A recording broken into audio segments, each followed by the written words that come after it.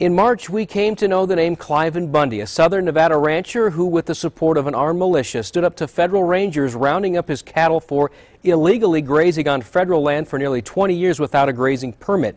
After being called a racist for remarks following the standoff on his ranch, the popularity of Bundy slowly died down. But now, Bundy is back. Tonight, I caught up with him as he's in town, hitting the campaign trail for a Tea Party candidate. It's all new at 11.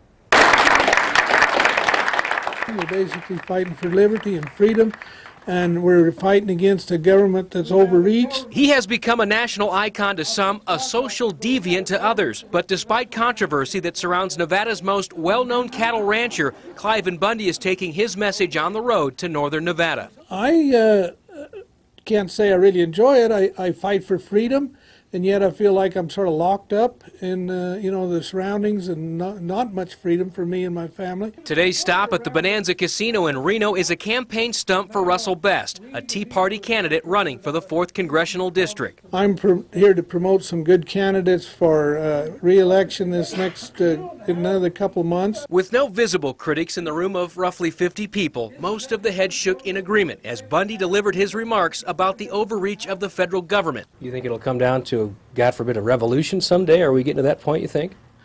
Well, I don't want to predict that at all, but I did speak for We the People when we said take away the arms from the federal government. And later I thought of that. Each county sheriff should be taking these arms away from these federal bureaucracy.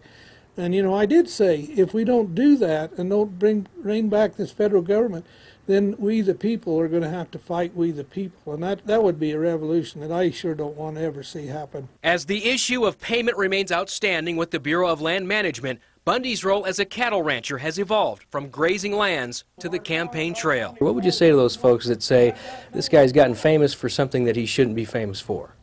Well, I'm really sort of more excited about that than anything, because that brings the question of sovereignty, the state's sovereignty. And that's what this issue is all about. Are we a state of Nevada, or are we a territory of the United States? Bundy's next stop is in Fallon tomorrow. He'll wrap up his Tea Party campaign tour after going to Elko and then Ely by the end of this week.